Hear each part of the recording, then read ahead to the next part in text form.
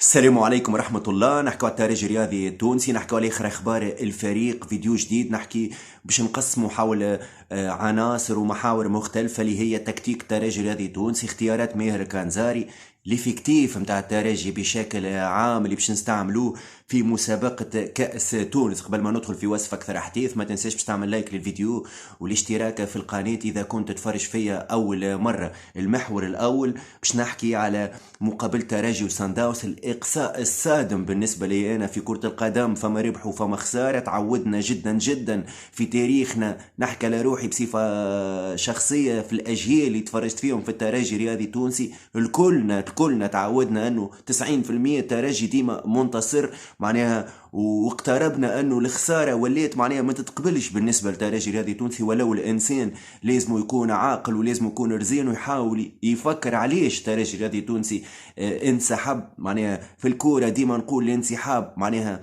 او الهزيمة موجودة، لكن الطريقة هي الصادمة. وانا شخصيا لحد الان معني اكثر حاجه مغزلتني واكثر حاجه مأسفتني هي صدمتي من طريقه انسحاب الترجي الرياضي التونسي، وكيفاش الترجي الرياضي التونسي يلعب معني بك الجبل الكبير في مقابله الذهاب. فريق كيما الترجي ذو ارث كبير، معني نحكي حتى على 10 سنوات الماضيه الترجي كل عام بطل في تونس، كل عام يشارك في دوري ابطال افريقيا. الترجي في موسم مشاركته في كاس العالم يخرج من رابطه الابطال بالطريقه هذه غير ممرنه، معني وهو في المركز الاول. ونجيبه مدرب يلعب بالطريقه هذه، طريقة أكثر لقطة من نجمش ننسيها بالكل، أنه الترجي يحاول خطف فريق سان داونز في دويل في وسط الميدان. إذا ما نجحناش في الدويل أو سان داونز عنده أورغانيزاسيون جو هكا تافهه، خليني نقول، وراه وسط الميدان وظاهر انه باش يدور الكوره، وانه المدرب لهنا ما فهمش سان داونز بشكل عام. ترى كان في 6 7 معناها لاعبين يجريوا ل 18 متر نتاع الترجي الرياضي التونسي باش يعاودوا يتمركزوا فك 30 متر الاخيره. دوك الترجي يخسر 7 لاعبين كاملين. انا نتفق انه اذا واحد من الاظهره لازم يرجع، زوز نتاع اللاكس لازمهم يرجعوا اذا كانت كره ثابته، لكن ما نرجعوش ب7 لاعبين كاملين. هذا نمط وهذا التفكير نتاع فريق ضعيف في كره القدم، انه يترك فريق يحب ديما يدور الكره وهو رابحك في بريتوريا وانت تلعب في رادس بإرث الترجي الرياضي التونسي بال40,000 الموجودين. فما 7 لاعبين يركنوا للدفاع ل 30 متر و35 متر الأخيرة، ويخلي 40 إلى 50 متر كاملة. بك التقنيات الكبيرة متاع سان داونز بانتصاره في مقابلة الذهاب، بك النرجسة متاع فريق سان داونز تترك لهم معناها ردهات كبيرة من المقابلة انت ما تشاركش فيها، كيما كالمسلسل الماسط اللي هو سردي انه ما فيهوش معلومات وما فيهوش محفزات وما فيهوش اثارة تخليك تمشي من الحلقة اللي انت. فما مسلسل ساعات من الحلقة الثانية ولا الثالثة ما عادش تحب تتفرج فيه، او من الحلقة السادسة ما عادش تحب تتفرج فيه، هو فيه 30 حلقة. هكا مباراة الترجي معناها كانت ذهابا وايابا. الترجي ما يحبش يقارع فريق سان، الترجي ما يحبش يغلط في وسط الميدان، الترجي ما يحبش يحاسب مدافعينه. معناها ترجي يحب المهاجم يرد مدافع. معناها نعرف اللي في كرة القدم لا بوليفالونس والقوة متاع تكتيك اللي معناها الممرنين، انه يحب يستعمل بعض اللاعبين باش يعاون بهم في الدفاع نوعا ما. هو فهم البروفيل، مثلا محمد علي برمضان ملاعبي عنده مع صناعة اللعب، عنده قوة بدنية، عنده ريبلي ديفونسيف، تنجم معناها يفك كورة معناها محمد علي. دونك هذا التوظيف الجيد، لكن معناها في الكورة كان باش تستعمل الفريق الكل معناها تعمل به ديفونس وبلوك طايح جدا، راك ما تنجمش تلعب الكورة، لانه امكانيات البدنية متاع الملاعبية متاعنا اولا ما تسمحش معناها باش كل مره باش تعمل ترانزيسيون قويه، اضافه انك تلعب ضد فريق تقني جدا جدا. دونك انت كل مره باش توصل له هو متمركز كما يجب في مناطقه 3-2-4-1 معناها مطابقة في أرضية الميدان بشكل جيد ومقسمة. لكن ترجي معناها معظم لاعبيه ديما راكنين للدفاع، وهذا تمركز خاطئ وفيه جبن كبير وكبير جدا من ماهر الكانزاري. النقطة الثانية، ضرورة تواجد إنسان فني متميز وكشافين للفريق في الميركاتو، اذا كان الشتوي او الصيفي. قاعدين نشوفوا في الميركاتو بتاع الترجي الرياضي التونسي في اخر 3 4 سنوات معناها قاعدين نجيبوا في ملاعبيه معناها اقل حاجه فيهم هي الموهبه، معناها يبجلوا اشياء اخرى. انه الملاعب ينجم يكون عنده ثنائي الجنسيه مولود في اوروبا، يبجلوا القوه، يبجلوا النظافه متاع اللعب بشكل عام. هذوما حاجات مطلوبين، القوة البدنية، أخلاق اللعب وهكذا. الكرة أخلاق أو لا تكون، لكن فما حاجة دوغري أهم من هذوما، أو أهم منهم بشوية، أو تجي قبلهم، اللي هي الموهبة متاع اللعب.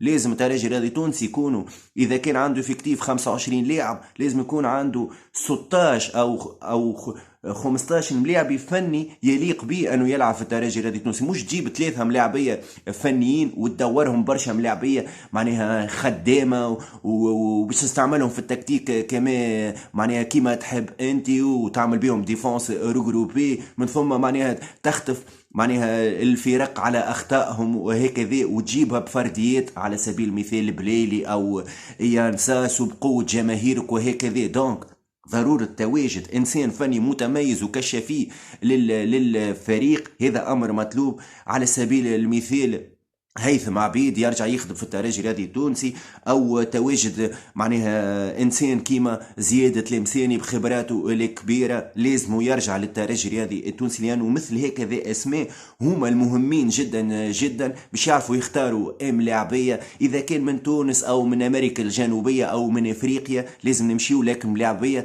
يكون عمره 24 25 سنه ويدخل مباشره في المنظومه. يزينا ماكل ملاعبيه عمره 18 سنه وجاي يتعلم، ينجم يتعلم بشويه بشويه، مش يفاجئنا انه هو مازال مش جاهز لمقابلات كبيره كيما شفنا عبد الرحمن كوناتي. حاجه اخرى بالنسبه لماهر الكنزاري، ملاعبي كيما يانساس معني بك الفنيات هذوكم، معني علاش تحب ديما تستعملوه كجناح ايمن؟ نعرف اون بلوس كو معني البلوك هذا معني مربوط بالعنصر، مربوط بالبلوك نتاع الفريق اللي هو طايح. بالله يا نساس مع شكون باش يلعب؟ معني باش يلعب مع بلوك طايح؟ باش يقعد يلعب كان مع كوناتي ورودريغو والمضروب والبليلي اللي في الجهه اليسار وبوشنيبه اللي هو وراه ب 40 متر كامله كانوا يلعب في اللاكس؟ وبعد تقول لي يا نساس عاد يا نساس طيحوا لوسط الميدان واستعملوا كامليو ريكوبيراتور انه ينظف اللعب وعنده تقنيات في بناء اللعب، وردوا جورك هيك وجيب جناح يعرف يخترق. تحدثنا في الميركاتو الصيفي على اشرف بن شرقي، كيما جبت يوسف البليلي، كيما تحط في برشا ملايين على رودريغو اللي ما يحبش يرجع من البرازيل، او غيرهم من اللاعبين كيما جبنا الموحلي وبوزيان كظهير ايمن اللي مش مستعملناوش حتى نص ساعه. حط الباكو على ملاعبي يعرف يخترق. حتى عنا شاب الفيفا حطته من احسن 60 70 لاعب وعنده معناها الكاليتي نتاع البيركسيون، ينجم يجيب لك مخالفه، ينجم حتى بالانانيه اللي حكيتوا عليها ينجم يصوب، ينجم يعمل لك حاجات هكا بلو ديفيرون في الكوره. معناها المدربين او معناها الشكل العام الاعلامي خرجوا من اللعبه اللي هو قصي ام10. دونك لهنا تحب الملاعب يلعب طريقه ستاتيك، انه يانساس بك الطريقه ذيك يا يتعدى يا لا، والجروب معناها اللي وراه الكل تكتيكمون يكونوا معناها مهمش متابعين. راو يانساس كي يبدا مش في فورمه، وهذا عادي جدا في كره القدم. معناها لازم يكون عنده دي سوتيان، او انت تبدل له المركز نتاعو وتحط له ملاعبيه ينجموا ينجحوه ويفيقوه في الماتش، مش تحط له ملاعبيه بعاد عليه. اون بليس هما ماهمش فنيين. شكون باش يفيق ينساس على الجهه اليمين؟ باش يفيقوا حسام تقا، باش يفيقوا بوشنيبه. اون بليس كو بعاد عليه ما نجمش يعطيه هاك الكوره، معناها يفتح له مساحه بالخمسه والسته والثمانيه مرات في الماتش. دونك نلعبوا على لقطه معناها كان الجوار جاي جاهز في المقابله، اوكي كان مش جاهز نحن نبقاو نتفرجوا. هكا ماهر الكنزاري معناها اتعامل مع المقابل. هذا مثال نتاع ينساس، فما برشا امثله. راه جوست ما نحبش نطول برشا. نحكي على قرعه كاس تونس، لو تاهل الترجي الرياضي التونسي ضد مستقبل قاسرين ان شاء الله باش نلعبوا ضد فريق النادي الرياضي بحمام الانف، هذه فرصه قويه جدا جدا لاكتشاف قائمه الترجي الرياضي التونسي اللي في كل مقابله نشوفوا 20 لاعب منهم 9 لاعبين على بنك الاحتياط.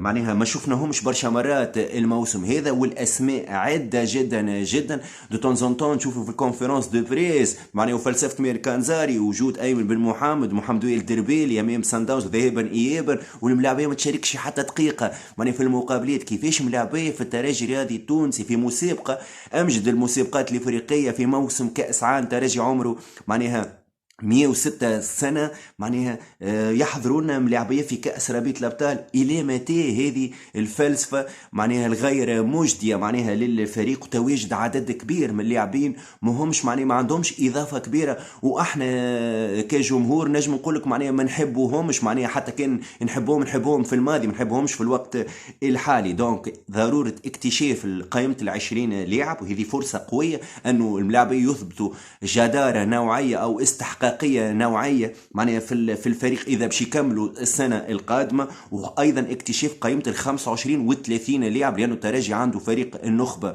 اثنين، وهذه معناها فرصة قوية لاكتشاف معناها اللاعبين هذوما، لأنه باش نلعبوا ضد فرق من الدرجة الثانية وما نجموش نلعبوا اللاعبين الأجانب في المقابلة هذه. خبر اخير نكمل به او محور اخير حول ماهر الكنزاري، لكن المره هذه حول مستقبل ترجي رياضي تونس. عندنا مقابله امام قاووف القفص يوم الاحد، ثم وسط الاسبوع امام مستقبل القاسرين في كاس تونس. ترجي يقدر معناها كيما كنت نتحدث بقوته بارثه بجمهوره بخوف الفرق المنافسه باخطائهم المتكرره، الترجي نجم ينتصر 2 و3 0 في المقابله هذه. اسكو معناها كي باش نخليو ماهر الكنزاري يكون معناها مثل الفخ للترجي رياضي تونس انه يكمل الموسم؟ اسكو باش نستناو مقابله الديربي نزيدوا نخسروا اسبوعين او 3 اسابيع اخرى ثم ننتظروا نتيجه الديربي حتى نغيروا المدرب او لا؟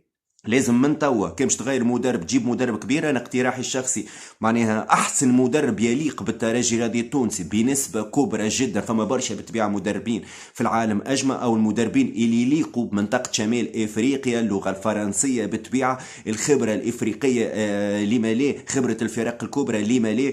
نرى اللي مدرب قريب جدا جدا من الفلسفه او من منطق معناها تونس او الترجي، او من منطق الالقاب اللي هو المدرب الجزائري جمال الماضي. الترجي مش ناقصه حتى شيء معناها من الناحيه الماديه باش يجيب مدرب كبير كيما جمال بالماضي. اسكو معناها باش تبقاو صابرين على ماهر كنزاري حتى ينتصر في زوز مقابلات ثم تراقبوا بالدربي كالعاده معناها مقابلات اللقطه انك تنتصر تبقى او تنهزم تتنحى؟ زي الترجي يخسر وقت اخر في الوقت اللي عنا كاس عالم من بعد شهر ونص او شهرين من توا. كان باش تغيروا المدرب من توا تنجموا تعملوا انتيريم في مقابله قوافل قفصه وحتى في مقابله القاسرين كيما الفتره نتاع اسكندر القصري، ثم معناها تبحثوا كيما جبتوا ريجي كانف قعدنا اسبوعين من غير مدرب، نجموا في الفتره هذه تنحيوا الكنزاري ونبقاو في فتره انتيريم. لانه طريقه اقصاء الترجي الرياضي التونسي والقوه اللي انا شفتها ب 21 انتصار للورينتيو ريجي كانف ما شفتش منها حتى شويه امام سان داونز.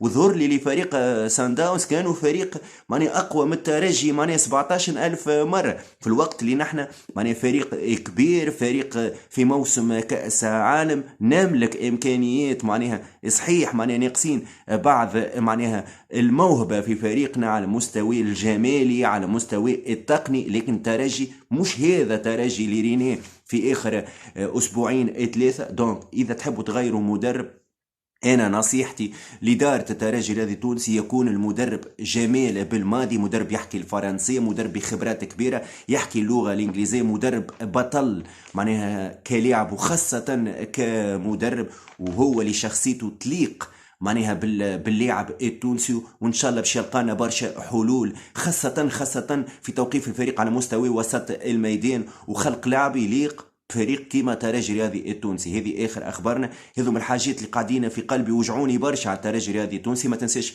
في اخر الفيديو باش تعمل لايك للفيديو والاشتراك في القناه، والسلام عليكم ورحمه الله.